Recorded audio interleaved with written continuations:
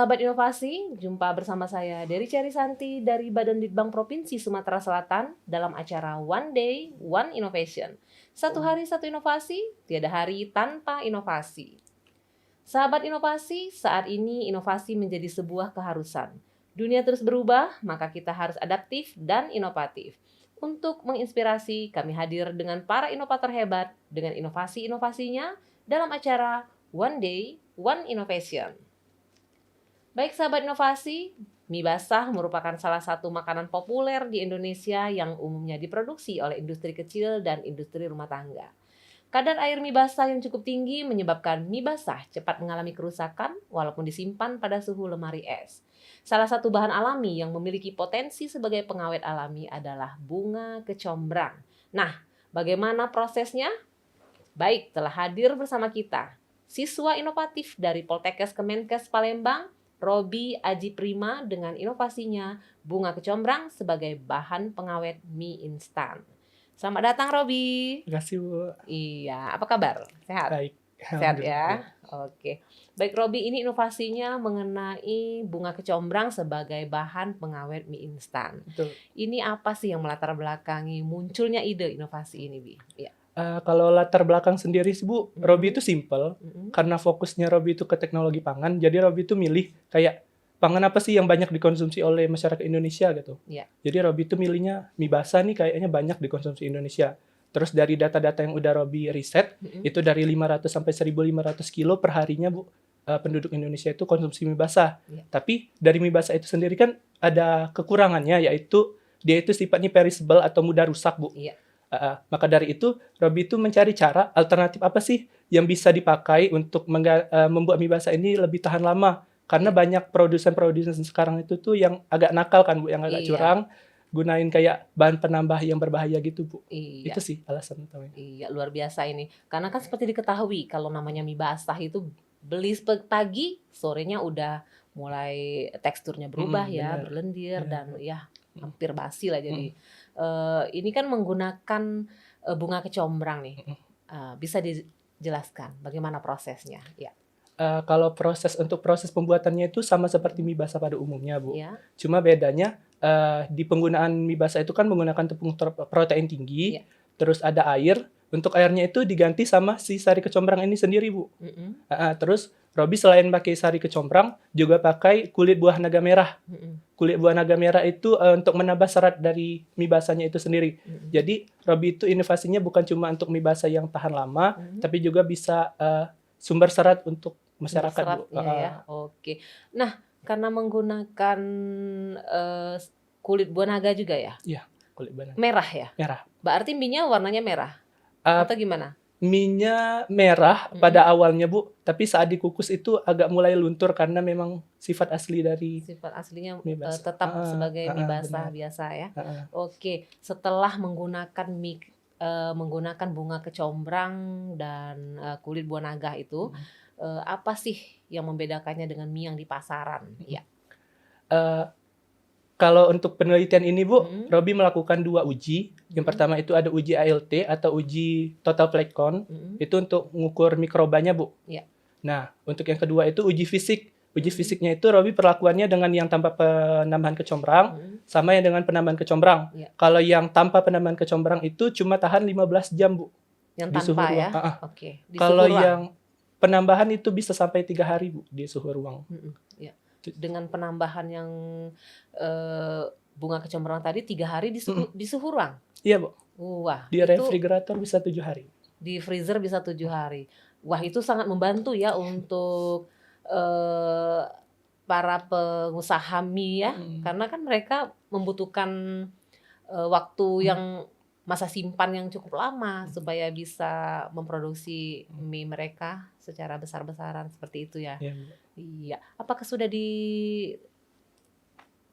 dikasih tahu nih sama pengusaha-pengusaha mie agar supaya menggunakan bunga kecombrang daripada mereka menggunakan zat-zat kimia kan berpengaruh terhadap kesehatan kita. Seperti itu Robi. Kalau untuk promosinya sih belum sih Bu. Soalnya Robi kan baru selesai dari penelitian nih.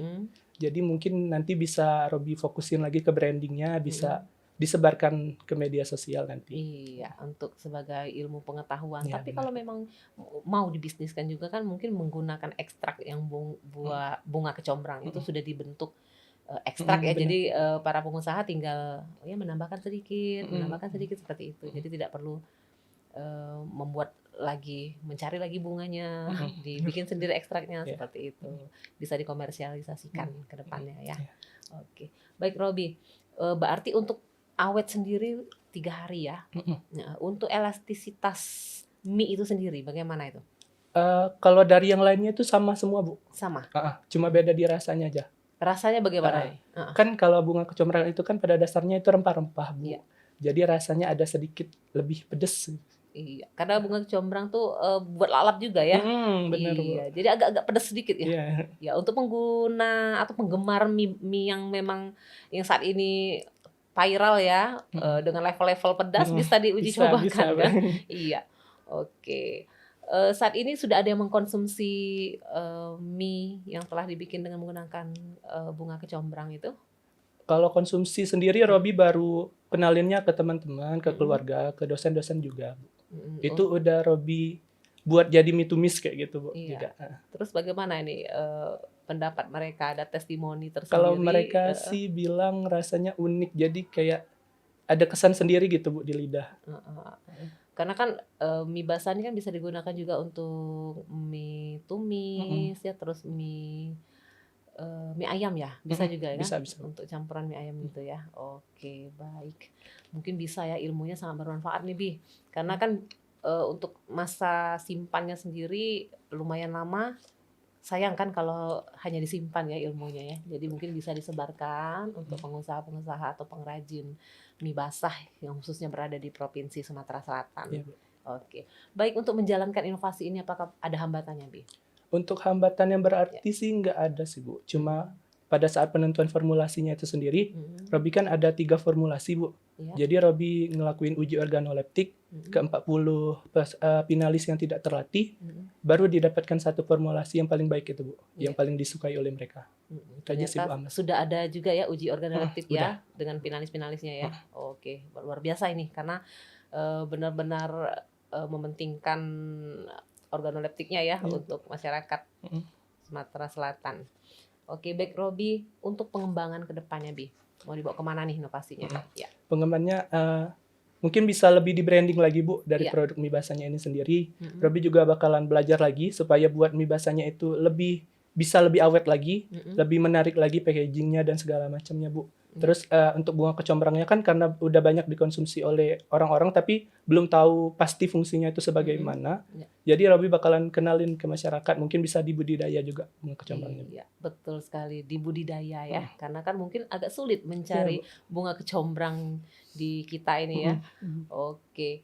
Baik, untuk ini Bi, bunga kecombrang itu sendiri, apakah sudah ada uji laboratorium bahwa ada kandungan tertentu yang dapat menyebabkan panjangnya masa simpan suatu produk? Ya. Iya, Bu. Untuk bunga kecombrangnya itu sendiri, Bu, Robi melihat dari beberapa jurnal, itu terdapat kandungan alkaloid, flavonoid, sama fenolik. Itu berfungsi untuk menghambat bakteri, Bu. Iya. Oh, gitu ya. Yeah. Oh, jadi memang benar-benar menghambat bakteri.